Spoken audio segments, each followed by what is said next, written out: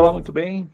Então, vamos seguir aqui com a nossa dissertação acerca do traço equívoco da Teodiceia. Qual é o problema principal que a gente observa na hora de tentar resolver a equação do problema do mal?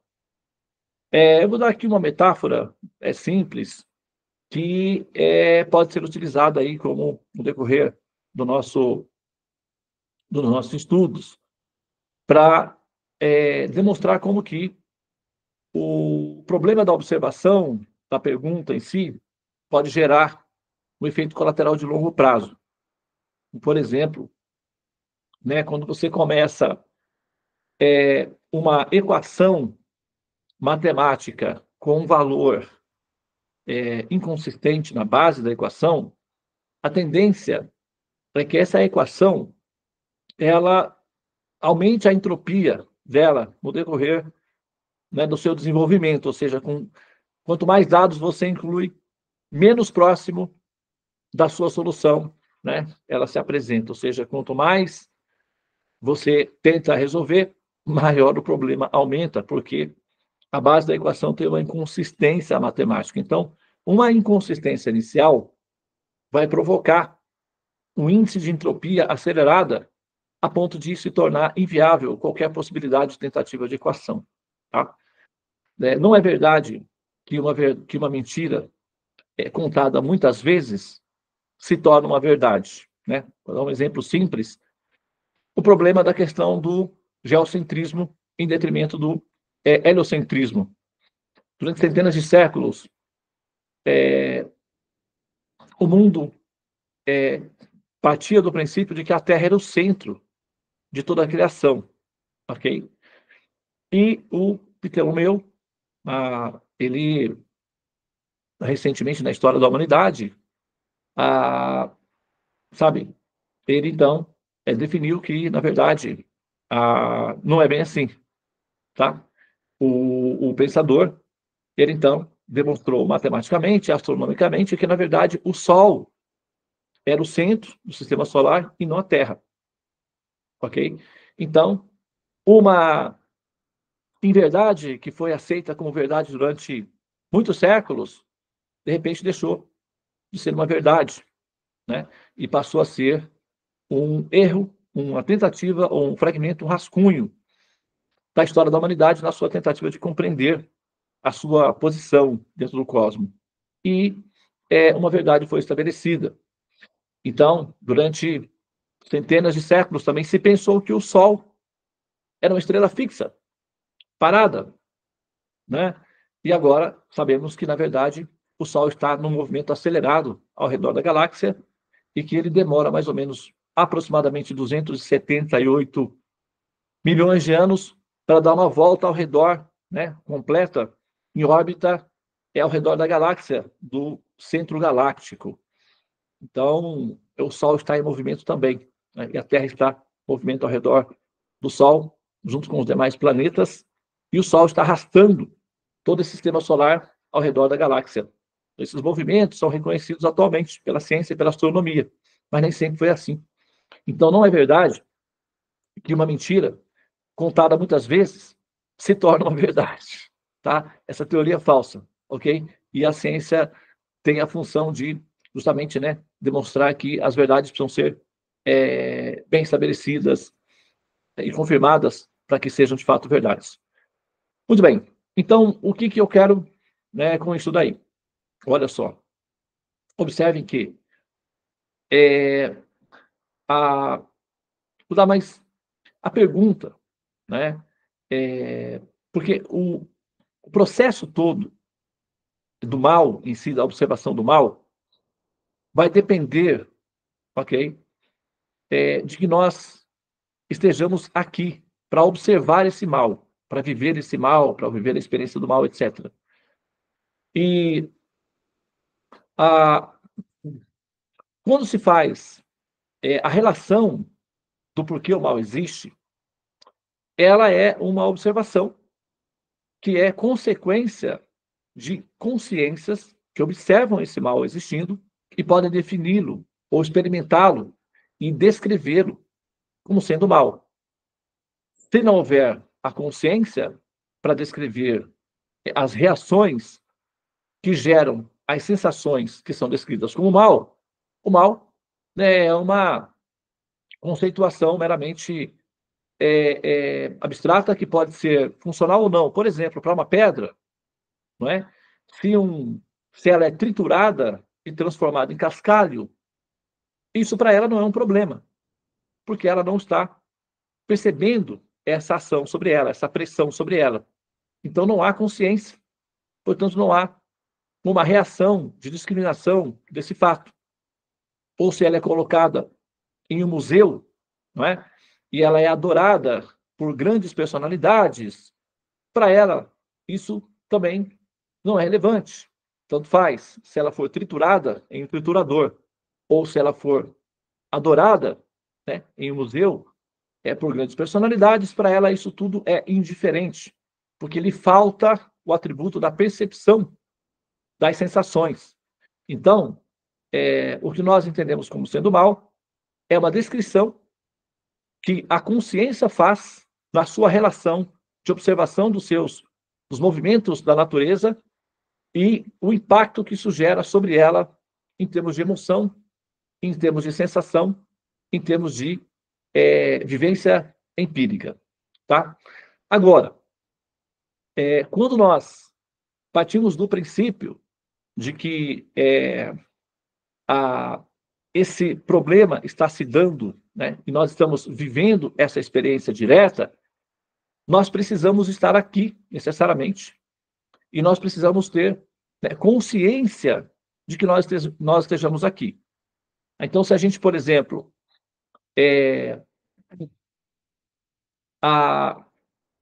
se nós considerarmos a possibilidade de que o assim chamado aqui não tem uma definição objetiva de realidade, então o problema da conceituação do mal, a conta pode mudar, né, a sua operação, ok?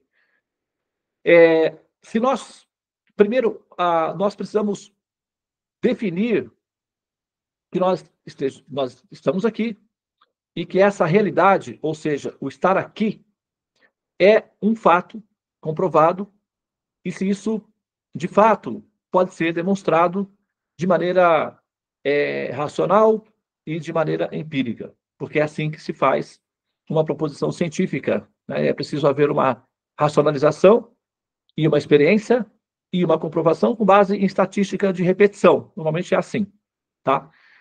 Então, toda a questão que surge para explicar as questões fundamentais que nós estamos apresentando, né, desse valor, envolve a existência, primeiramente, né, a priori, a pré-existência da criação do universo. Então, ok, tudo bem, a gente pode partir desse princípio, olha, o mundo está aí, a criação está aí, e nós estamos dentro da criação, vivendo essa experiência do mal. Tudo bem, não tem problema nenhum, mas nós precisamos checar, por uma questão de precaução, as afirmações para, primeiramente, né, nós temos certeza de que a pergunta está bem elaborada para que a resposta possa ser apresentada de maneira também bem fundamentada, porque se houver algum problema conceitual na pergunta inicial, a resposta pode apresentar, né,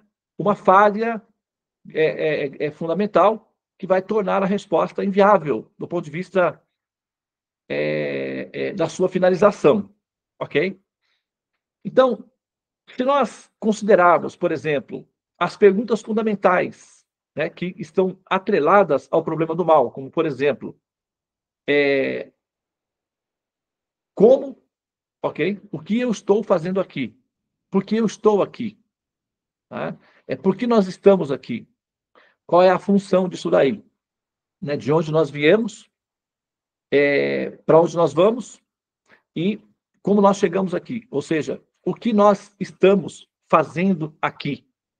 E a partir do princípio de que nós estamos aqui, aí então é que nós experimentamos as suas reações consequentes, que é vivenciar a experiência do mal. Então, nós temos que considerar a possibilidade de que nós estejamos aqui, a princípio, porque a pergunta, não é? Por que nós vivemos o mal, ou por que o mal existe, depende necessariamente de que nós estejamos aqui, ok?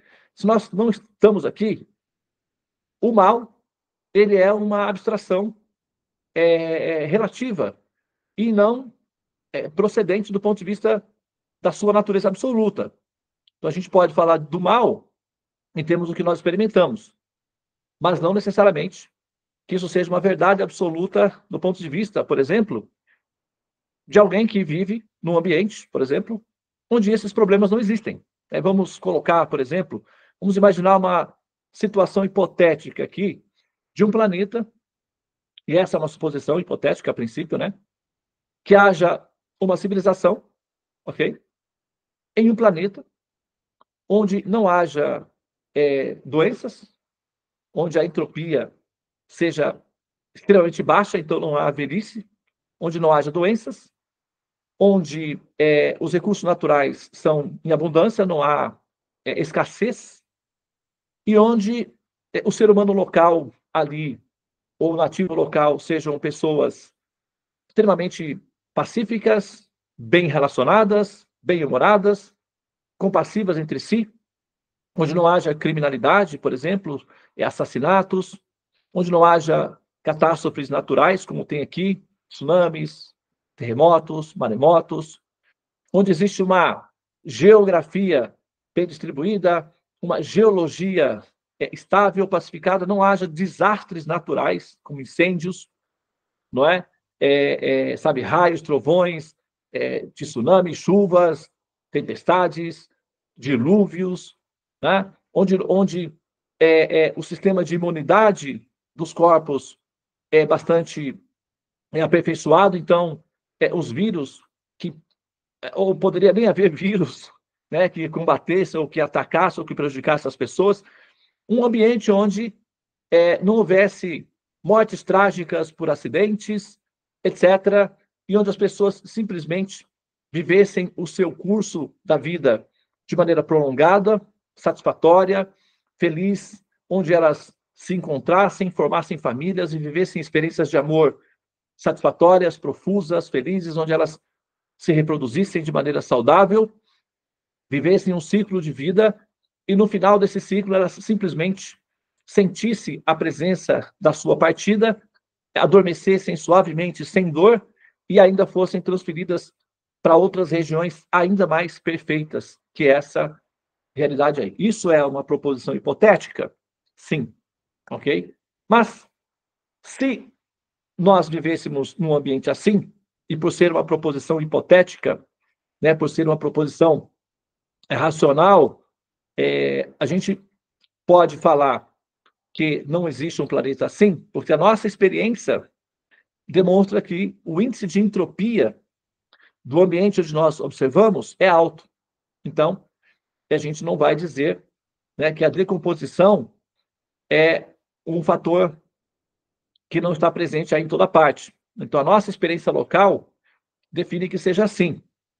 Mas, se houvesse a possibilidade de um local como esse, por exemplo, o problema do mal não seria um problema assim filosófico, porque não haveriam filósofos ou pensadores para questionar a integridade, para questionar a justiça ou a bondade e a capacidade de Deus. Tá? É só para lembrar que o problema do mal é um problema relativo devido à entropia e devido à nossa experiência de decomposição e de instabilidade, né, geográfica e das relações intersociais devido a que a qualidade do nativo local eventualmente apresenta violências e traços, né, que podem ser desafiadores da convivência. Então, a princípio, nós temos que lidar com o problema do mal não como um problema absoluto, que isso aí é uma pretensão filosófica, né? A gente transformar um problema local, que é um problema do curral da filosofia, que é o ambiente humano, e estender esse fator para todo o universo. Isso é uma pretensão, né? É como quando, né, os povos da Europa primitiva, assim, partiu do princípio de que o mundo inteiro era a Europa. Alguém que mora numa ilha vai dizer que o mundo inteiro é a ilha. Não, como nós que vivemos na Terra, eventualmente alguns de nós dizem que a Terra é o único lugar habitável no cosmos. Então, esse salto indevido de afirmação é uma pretensão filosófica, uma pretensão humanista, né? Que coloca o ser humano como centro da criação total. Isso daí não procede. Então, lembrando que quando nós formos tratar, quando a gente trata do problema do mal, da questão do mal, a gente também tem que levar em consideração que esse problema filosófico é um problema local, por conta de que a condição humana, ela tem aí as suas dificuldades, os seus desafios, devido a que os corpos e a forma de vida que é gerada nesse planeta Terra onde nós habitamos, no qual nós interagimos, é fundamentado numa estrutura, né, de produção que gera corpos baseados em carbono. Né? A vida depende dessa formação do carbono.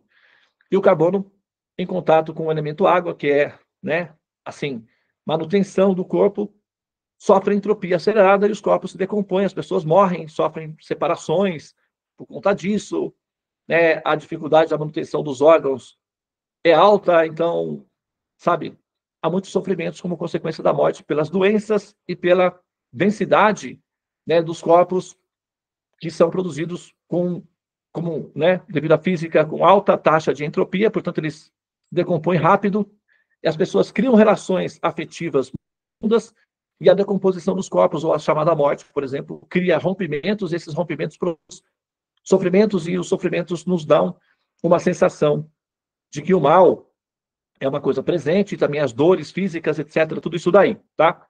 Então, as catástrofes naturais, etc. Então, essa experiência do mal, primeiramente, do ponto de vista filosófico, nós temos que admitir, pelo menos do ponto de vista, né, racional, nós temos que admitir que é um problema que pode ser um problema local. Pode haver uma área do universo onde esses fatores que são observados aqui não existam, ok? Vou dar mais uma metáfora simplificada aí, tá? Vamos imaginar que você vive em um país, ok? Que você tenha muitos problemas de assaltos na rua.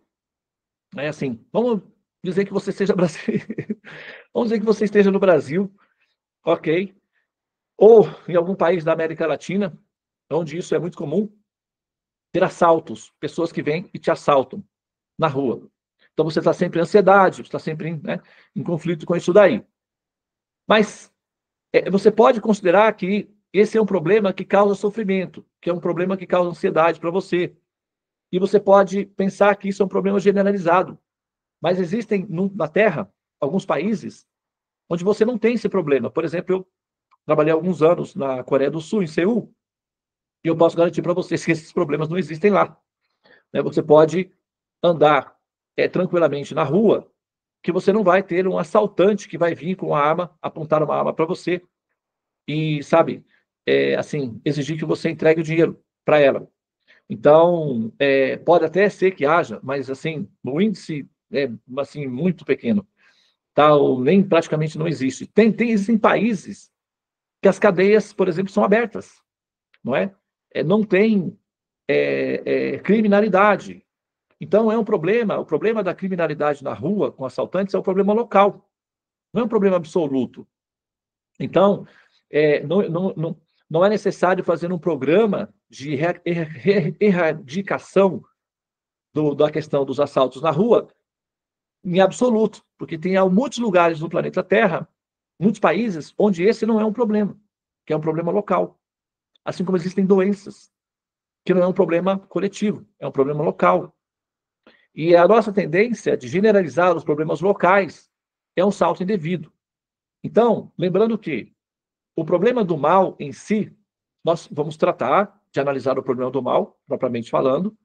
Entretanto, nós temos que considerar, lembrando mais uma vez, que esse pode ser um problema de racionalização local, que ele não tem essa função de ser uma realidade em absoluto. Tudo bem que a nossa experiência vai dizer que tudo que nós vemos ou com o qual nós interagimos, nós vamos formatar uma proposição filosófica em cima daquilo que nós temos de experiência empírica, de observação direta, experiências diretas, que é o que a nós, como nós vivemos, como nós existimos.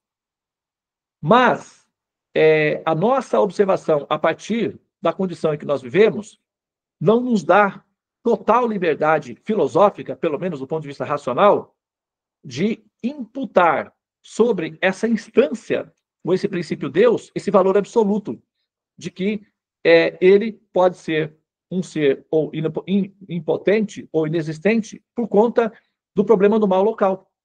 Entendeu? Então pode ser que, em algum momento, haja uma instância onde a localização do problema do mal não esteja presente. E aí, se você está, por exemplo, num ambiente assim, a proposição filosófica do porquê o mal existe pode não ser uma experiência presente naquele ambiente, né? Como quando você está num bairro rico, ou você mora num prédio sofisticado, o problema do abastecimento de água, por exemplo, você não vai, talvez, reclamar, né, com a qualidade da água, a falta da água, ou da luz, ou do fornecimento de, né, sinais de internet, ok? Ou da segurança do local, porque esses problemas são resolvidos por conta das facilidades que o ambiente proporciona. Tá? Então, você não vai estender, ou você não vai ser uma pessoa que vai ter dores de cabeça com o abastecimento de água. Pode ser que uma vez ou outra aconteça um acidente, mas é muito diferente de quem mora numa cidade ou num bairro onde o sistema de abastecimento é precário e onde não há fornecimento, saneamento, fornecimento de sinal adequado de internet ou de energia elétrica, onde você estaria constantemente insatisfeito com a manutenção pública ou com o governo, não é? Por conta disso daí. Então, esse vídeo, ele tem a função de colocar as coisas na devida ordem. Tudo bem que o problema do mal é um problema que ainda existe, porque nós lidamos com uma experiência empírica em que nós observamos que o mal é algo que nos acomete na nossa experiência de vida.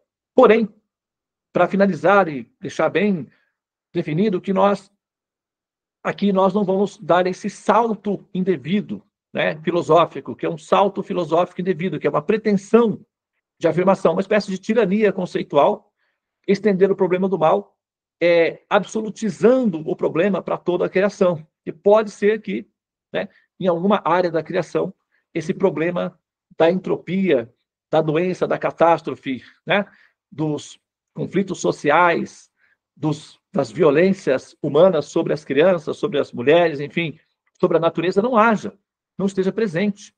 E aí, num ambiente assim, onde não há desestabilização da estrutura do corpo, doenças e sofrimentos e dores, não haveria aí filósofos que levantariam a questão do problema do mal. Tá? Nós temos filósofos na Terra, pensadores, que levantam a questão do mal, porque isso é um problema observado a partir da experiência empírica de que esse mal está presente. Mas não pode ser uma definição em absoluto. A gente vai deixar aí, tá, a probabilidade de que em algum ponto esse problema pode não estar acontecendo, tá bem? Então esse é um dos pontos do problema da abordagem da teodiceia em termos dessa categorização de que o mal é um estado absoluto, previsível em toda a criação, tá, pessoal? Então eu vou interromper esse vídeo aqui e a gente passa então para a nossa próxima gravação. Muito obrigado pela atenção, namastê e até a próxima gravação.